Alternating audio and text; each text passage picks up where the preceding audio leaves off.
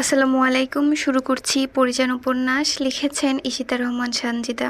পর্ব ৬০ মানে হচ্ছে এটা শেষ পর্ব। এই উপন্যাসের সর্বশেষ পর্ব এটা। দেখতে দেখতে এই উপন্যাসটাও শেষ হয়ে গেল। এই পর্বের পরে আর এই উপন্যাসটার কোনো পর্ব আসবে না। তো এই উপন্যাসের পরে আপনারা কোন উপন্যাসটা শুনতে চাচ্ছেন অবশ্যই কমেন্ট করে জানাবেন।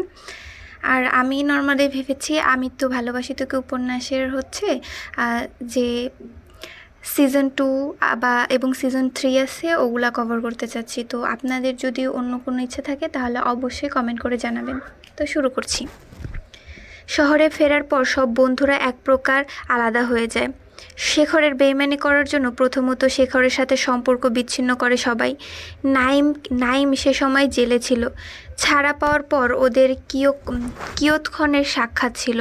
নাইম বাদে আসিফ, মিষ্টি আর রুমি পাড়ি জমায় বিদেশে। নাইমই একমাত্র দেশে রয়ে যায়। ডাক্তারি পড়া শেষ করে সেখানে বছর 2 কাটিয়ে রুমি সিদ্ধান্ত নেয় বাংলাদেশে আসার। এসেই সে নাইমের সাথে যোগাযোগ করে। তখন নাইম আর মুস্কানের সদ্য বিয়ে হয়েছে। পরি আর সায়রের ঘটনাটা তখন রুমি জানতে পারেনি। মুস্কানের কোলে ছোট্ট শোভনকে দেখে অবাক রুমি। পরি আর সায়রের ঘটনাটা তখন রুমি জানতে পারেনি। মুস্কানের কোলে ছোট্ট শোভনকে দেখে অবাক রুমি। প্রশ্নের তীর ছুঁড়ে দেয় নাইমের দিকে। নাইম একে একে পরির সাথে ঘটে যাওয়া সব কিছুই বলে। শুধু এটা বলে না যে পরি কেন সায়রের থেকে আলাদা হলো, আর শোভনকেই বা কেন নাইম নিজের কাছে রেখেছে। এসব হাজারো প্রশ্ন থাকলেও উত্তর নাইম দেয়নি। সে শুধু রুমিকে বলেছিল যাতে ও পরির সাথে যোগাযোগ রাখে। কেননা পুলিশ কেসে একসময় নাইম নিজেও জড়িয়ে যেতে পারে। কিন্তু রুমিকে কেউ সন্দেহ করবে না। এজন্যই পরির পাঠানো সব চিঠি প্রথমে রুমির কাছে আসতো, আর রুমি সেই চিঠি পুনরায় লিখে তা নাইমের কাছে পাঠাতো। কোনো দিন যদি এই চিঠি পুলিশের হাতে পড়েও যায়, তবুও যেন হাতের লেখা শনাক্ত করতে না পারে। রুমির সামনে এলেও পরি যাতে কোনোভাবেই সকলের সামনে না আসে। শুধুমাত্র পরিকে আগলে রাখার জন্য সুরক্ষার জাল সব দিকে বিছিয়ে দিয়েছে সায়ের, যাতে তার পরিজন সুরক্ষিত থাকে। সেজন্য সে নিজে পুলিশের হাতে ধরা দিয়েছে। আর আজ নাইম রুমির বাড়িতে এসেছে। পরির লেখা সব চিঠিগুলো রুমির কাছেই ছিল। সেগুলো পুড়িয়ে ফেলতে এসেছে নাইম। সব চিঠি একসাথে জড়ো করে জ্বালিয়ে দিল সে। আর তখনই অনাকাঙ্ক্ষিত প্রশ্ন করে বসে রুমি, যা ওর অজানা। নাইমের কথাগুলো বেশ অবাক করে রুমিকে। হিসেবটা সে মেলাতে পারছে না কিছুতেই। যদি আফতাব আর আখির জীবিত থাকেন তাহলে ওনারা এখন কোথায়? রুমি এবার বেশ কঠোরভাবেই জিজ্ঞেস করে নাইমকে, এবার তো সত্যি বল, এত ধোঁয়াশা রাখিস কেন? সোজা হয়ে বসে নাইম। তারপর অতীতের ঘটনা পুনরাবৃত্তি করতে থাকে।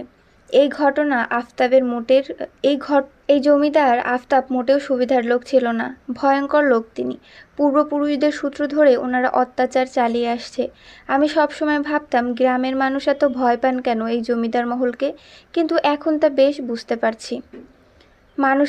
মানুষের ভালো তিনি দেখতে পারেন না। অত্যাচার করে অনেকের জমিজমা নিজের করে নিয়েছেন। পুলিশ প্রধান ছিল ওনার হাতের মুঠোয়, যে জন্য তার কাজ করাও সহজলভ্য ছিল।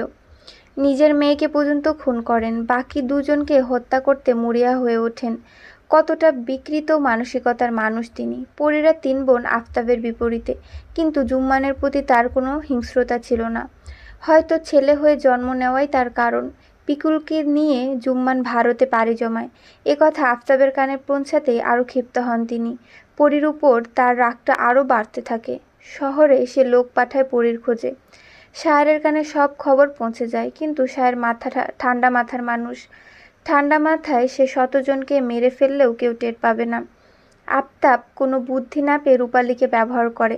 পরি তখন জানতো না যে পিকুলকে নিয়ে জুম্মান নিরুদ্দেশ। রূপালীর চিঠি হাতে পেয়ে পরি পাগল প্রায়। আমি, সায়ের কেউই তাকে আটকাতে পারছিলাম না। তারপর সায়ের আর আমি বুদ্ধি করলাম। আমরা ইচ্ছা করেই পরীকে জমিদার বাড়িতে পাঠালাম। আফতাব ভেবেছিল শিকার তার জালে পড়ে গেছে, কিন্তু সে নিজেই শিকার হয়ে গেছে তা জানতেও পারেনি। গভীর রাতে পরীকে তিনি হত্যা করার জন্য বাগান বাড়িতে নিয়ে যায়, কিন্তু সেখানে আগে থেকে আমরা উপস্থিত ছিলাম। সায়ের শহর থেকে লোক ভাড়া করে এনেছিল, তাও আফতাবের অগোচরে। পরীকে পেয়ে আফতাবের মাথায় খুনের নেশা চাপে। সেই খুশিতে সে একটা ভুল পদক্ষেপ নিয়ে ফেলে, সেটার সুযোগ আমরা নিই। ওখানে আফতাব আর আখির গুরুতরভাবে আহত হয়। আফতাবের লোকজন তখন কম ছিল। মূলত আফতাব ভাবতে পারেনি শায়ের তার বিপক্ষে এভাবে রুখে দাঁড়াবে। কয়েকজন রক্ষী মারাও যায়, বাকিগুলো প্রাণ নিয়ে ফিরে যায়। কিন্তু বিপত্তি তখনই ঘটে যখন আফতাবের পোষা পুলিশ সেখানে চলে আসে। কিন্তু বুদ্ধিমান শায়ের সব সামলে নেয়। সে পুলিশকে জানায় দুপক্ষের সংঘর্ষে আফতাব আর আখির আহত, তাদের দ্রুত চিকিৎসা করতে হবে। আর আমি যেহেতু ডাক্তার, তাই আমাকে চিকিৎসা করতে বলা হয়। শহর থেকে ওষুধ আনলাম আর ওখানেই ওনাদের চিকিৎসা করালাম। কিন্তু আফতাব আর আখিরের সুস্থতার জন্য আমি কোনো চিকিৎসা করিনি। আমি ওনাদের দিন দিন পাগল হওয়ার দিকে ঠেলে দিয়েছি। এমন ওষুধ দিয়েছি তাতে আস্তে আস্তে ওনাদের মস্তিষ্ক কাজ করা বন্ধ করে দেয় আর ওনারা পাগল হয়ে যান। ওনাদের সম্পূর্ণ পাগল করতে আমাকে অনেক কসরত করতে হয়েছে। একসাথে সব ঔষধ প্রয়োগ করলে মৃত্যুর ঝুঁকি থাকতো, তাই আস্তে আস্তে সব করতে হয়েছে। তাই এই মৃত্যুরক্ষীগুলোকে কবর দেওয়া হয় বাগানবাড়িতে। মানে ওই যে মৃত যে রক্ষীগুলা ছিল ওই বাগানবাড়ির, ওগুলাকে কবর দেওয়া হয় বাগানবাড়িতে। এবং পরবর্তীতে পরীর মাকে দিয়ে শায়েরের বিরুদ্ধে কেস লেখায়, যাতে সবাই জানে শায়ের দোষী। পুলিশ শায়েরকে খুঁজবে আর অন্যদিক দিয়ে পরী দেশ ছাড়বে। এছাড়া তখন আর কোনো উপায় ছিল না, কারণ যদি কোনো পর্যায়ে পুলিশ সত্য জেনে যায় তাহলে পরীসহ সবাই বাংলাদেশে আটকে পড়বে। সবার সুন্দর ভবিষ্যতের কথা চিন্তা করে শায়ের নিজেকে বিপদের মধ্যে রেখে সবাইকে ভারতে পাঠিয়ে দেয়। সেদিন পরী আর শায়েরের চোখের ভাষা প্রত্যক্ষ সাক্ষী ছিলাম আমি। আমার সেদিন খুব কষ্ট হয়েছিল ওদেরকে এভাবে আলাদা হতে দেখে। তবুও ওই মুহূর্তে কিছুই করার ছিল না। শোভনকে আমি নিয়ে যেতে দেইনি, কেননা ভারতে যাওয়ার পথটা ছিল দুর্গম। সবাইকে ভারতে পাঠিয়ে রয়ে গেলাম আমি আর শায়ের আর শোভন। পুলিশ বাগানবাড়ির কবর খুঁড়ে কিছু লাশ পায় এবং সেসব লাশের ময়নাতদন্ত করে জানা যায় যে ওখানে আফতাব, আখির, রূপালী সহ কয়েকজন রক্ষীদের লাশ ছিল। যেহেতু লাশগুলো কঙ্কাল ছিল, তাদের চেহারা বোঝার কোনো উপায় নেই। ময়নাতদন্তের রিপোর্টগুলো আমি নিজেই বদলে ফেলেছিলাম। এখানে আফতাবের পোষা পুলিশটাও আমাদের সাহায্য করেছিল। সে ভেবেছিল আমরা আখির আর আফতাবকে বাঁচানোর জন্য এত কিছু করছি, কিন্তু সে ভাবতেও পারেনি যে তার ভাবনা যেখানে শেষ, শায়েরের ভাবনা সেখানে শুরু। উল্টো সে নিজেই বিপদে পড়ে গেল। তবে আমাদের সবচেয়ে বেশি সাহায্য করেছে গ্রামের লোকজন। সবাই না জানলেও কিছু কিছু লোক জানতো। তারা আগে যেমন চুপ ছিল, এখনও সেরকমই চুপ। পুলিশের কাছে কেউ মুখ খোলেনি। তারাও চেয়েছিল আফতাবের শাস্তি হোক। লম্বা শ্বাস নিল নাইম। রুমি মনোযোগ দিয়ে ওর সব কথা শুনছিল। মনে মনে সে আরও কিছু প্রশ্ন গুছিয়ে রেখেছে। নাইমের কথা শেষ হতেই রুমি তার প্রশ্নের তীর ছুঁড়ে মারল। বুঝলাম, কিন্তু শোভনকে কেন মায়ের থেকে আলাদা রাখলি? পরে তো পরীর কাছে পাঠাতে পারতি, আর শায়ের এই পদক্ষেপ আরও আগে নিতেই পারত। এত দেরি করার কারণটা কি? নাইম এবার বেশ বিরক্ত হলো। গাধি একটা, অতটুকু ছেলেকে কিভাবে ভারতে পাঠাতাম? কোনো কারণ তো দেখাতেই হতো। বাবা মা ছাড়া একটা ছেলেকে ভারতে নিয়ে যেতে গেলে আবার না জানি পুলিশ কেসে পড়তে হতো। তাছাড়া ততদিনে শায়ের পরিকল্পনায় শোভন এসে যুক্ত হয়। পরীর ইচ্ছা থাকা সত্ত্বেও ছেলেকে নিজের কাছে নিয়ে যেতে পারেনি। আর আমার দ্বিতীয় প্রশ্নের উত্তর, শায়ের কেন এত দেরি করলো, তাই তো? মানে হচ্ছে নাইমারকে দ্বিতীয় প্রশ্নের উত্তরটা দিচ্ছে। শায়ের ইচ্ছে করলে আফতাব আর আখিরকে আরও আগে সরিয়ে দিতে পারত, কিন্তু শায়েরের বিরুদ্ধে উপযুক্ত কিছু প্রমাণ ওই পুলিশটির কাছে ছিল। আফতাবও কম চালাক ছিল না। ওই প্রমাণের জন্য শায়ের চুপ করে থাকতো, আর শায়েরের কাছেও আফতাবের বিরুদ্ধে প্রমাণ ছিল। এই কারণে শায়ের আর আফতাব দুজনকে মারার ইচ্ছা পোষণ করেও মারতে পারত না। ওই পুলিশের কাছ থেকে সব প্রমাণ আনা মুখের কথা ছিল না, সেজন্য ধীরে ধীরে সব করতে হয়েছে। সব কাজ শেষে শায়ের গোপনে ভারতে চলে যেতে পারত, কিন্তু তা হলো না। সব গোপনে থাকলে জমিদারের সব সম্পত্তি সরকারের কাছে চলে যেত। সেখানেই বিপদ বাধে। পরিকল্পনা পরিবর্তন হয় আবারও। 3 বছর পার হয়ে গেছে। তখন শায়ের ধরা দিল পুলিশের হাতে। তদন্তের সময় লাগলো প্রায় 2 বছর। শায়েরের ফাঁসির হুকুম দেওয়া হলো। শায়ের আবেদন করে ফাঁসির দিন 10 মাস পিছিয়ে দিল। শায়েরের শেষ ইচ্ছে ছিল, সেটা পূরণ করলো কোর্ট। ওই 10 মাসে জুম্মান ছেলে হিসেবে তার সম্পত্তি এসে বিক্রি করে আবার চলে গেল। জুম্মান চলে যাওয়ার পর এগিয়ে গেল সময়। শায়েরের ফাঁসির দিন ঘনিয়ে আসছিল। আমি খুব ভয় পাচ্ছিলাম, কিন্তু শায়ের উল্টো আমাকে সাহস দিচ্ছিল। মাঝে মধ্যে শায়েরের সাথে ছদ্মবেশে দেখা করতাম। মুস্কানের অফিসের বসের সাথে কথা বলে ওদের টিমকে নূরনগর পাঠায়। সেখানেও আমার একজন লোক ছিল যে পরীর ওই খাতাটা মুস্কানের নজরে আনে। তারপর বাকি সব মুস্কানই করে দেয়। আমার আর কিছু করা লাগে না। তারপরের ঘটনা তোর জানা। মানে এত সব ঘটনার মধ্যে আমরা যে ওই যে একটা ঘটনা পড়ছিলাম যে পরে ওই গ্রামের বাড়িতে গিয়ে দেন হচ্ছে ওর বাবা মাকে নিয়ে, মানে ওর মাকে নিয়ে চলে আসতে চাইছিল, ওই সবই হচ্ছে মানে মিথ্যা কথা ছিল। আসল ঘটনা ছিল হচ্ছে এটা। কথা বলার কোনো ভাষা খুঁজে পাচ্ছে না রুমি। শায়েরের বুদ্ধির তারিফ করতে হয়। এত কিছু শুধুমাত্র পরীর জন্য। একটা মানুষ ঠিক কতটা ভালোবাসলে এত কিছু করতে পারে, নিজের জীবন সংকটে ফেলতে পারে। শায়েরকে না দেখলে হয়তো কোনো দিন জানতে পারতো না। ভালোবাসা কাউকে পরিপূর্ণ গড়তে পারে, আবার কাউকে সম্পূর্ণ ভেঙে ফেলতেও পারে। এমন ভালোবাসা সৃষ্টি হওয়ার দরকার ছিল কি? রুমির কণ্ঠে প্রকাশ পাচ্ছে ব্যাকুলতা। যদি কোনো নারী দেখে একটা পুরুষ কোনো এক নারীর প্রতি ভীষণ আকৃষ্ট হয়ে আছে, তাহলে সেটা সে সহ্য করতে পারে না। রুমির কাছেও সেরকম মনে হচ্ছে।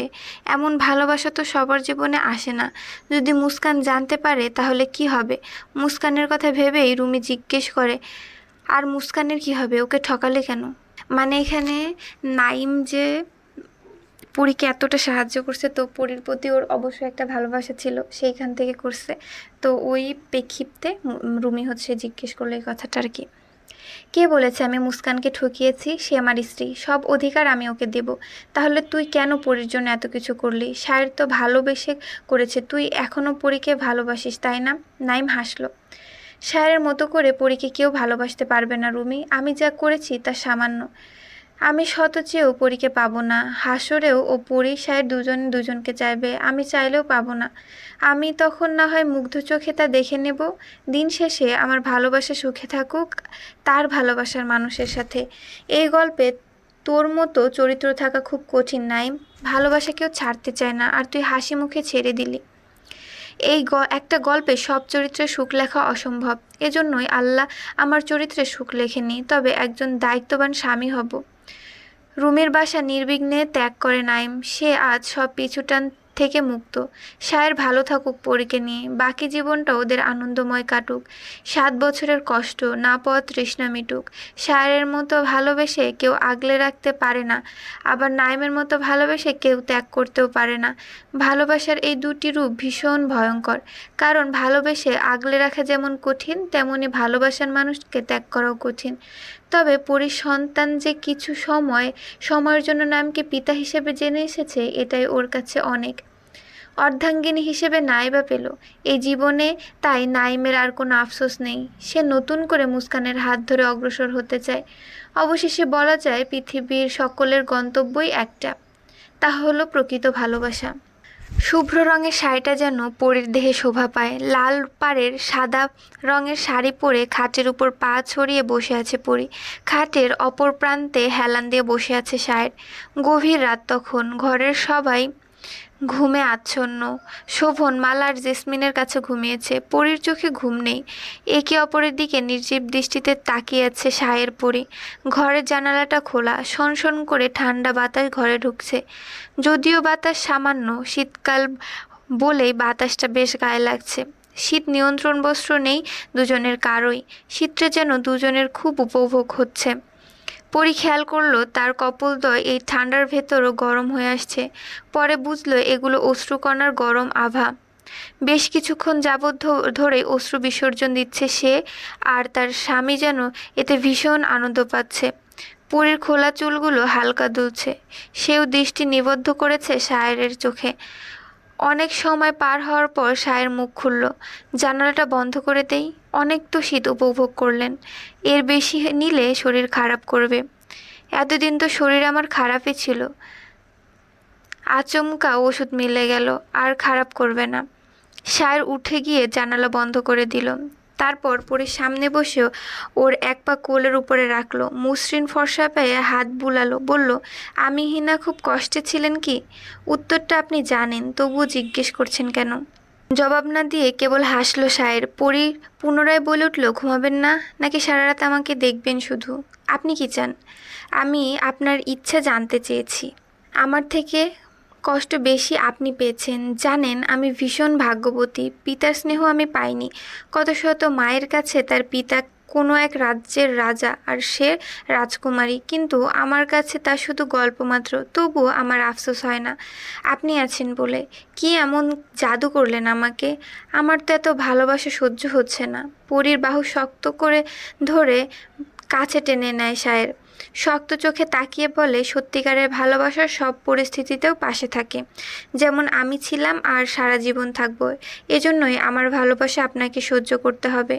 আপনাকে ফিরিয়ে দেওয়ার সাধ্য আমার নেই মালি সাহেব।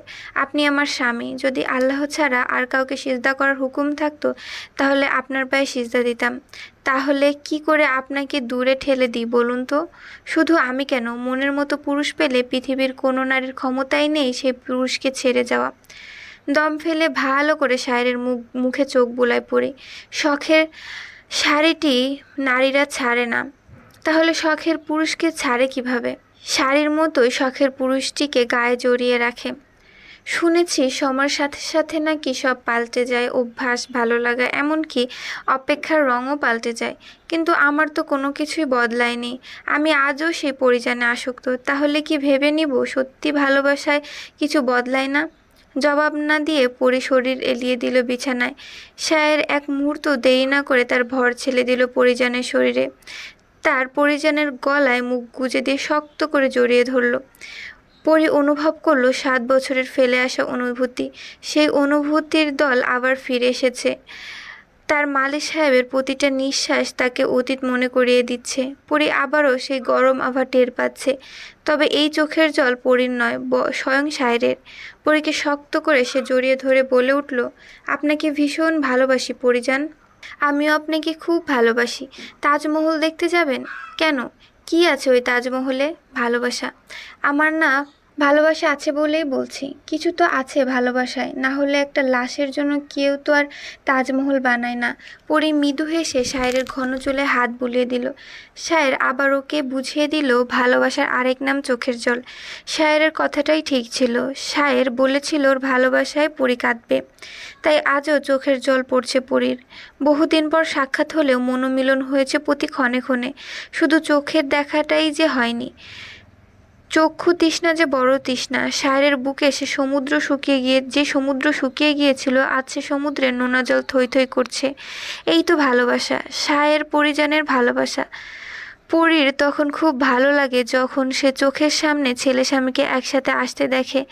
যা সে চেয়েছিল, একটা ছোট্ট সুন্দর সংসার যা ভালোবাসায় ভরপুর। ছেলের মুখে আম্মিজান ডাকটা পরীর ফের মাতৃত্বের অনুভূতির সাথে সাক্ষাৎ করায়। তখন সে ছেলের গালে মাতৃস্নেহ দিয়ে তাকে কাছে টেনে নেয়, হেসে বলে, আমার রাজকুমার। শোভনও পাল্টা জবাব দেয়, আমি তোমার সিংহ শাবক আম্মিজান।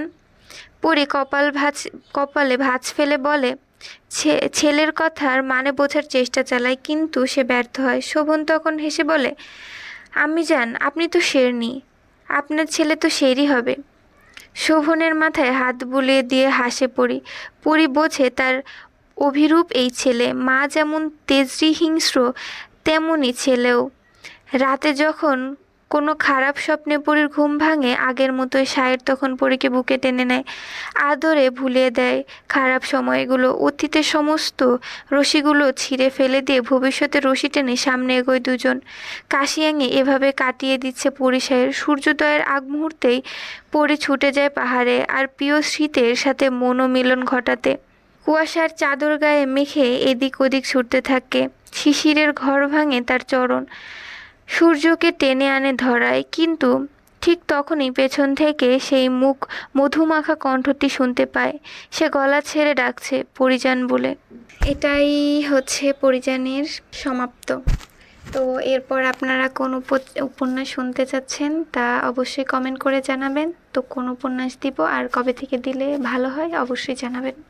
আর আমার এই পুরো উপন্যাস জুড়ে আমার অনেক ভুল ত্রুটি হয়েছে, তো এই ভুল ত্রুটিগুলো আপনারা ক্ষমা সুন্দর দৃষ্টিতে দেখবেন আর আমার অবশ্যই পাশে থাকবেন।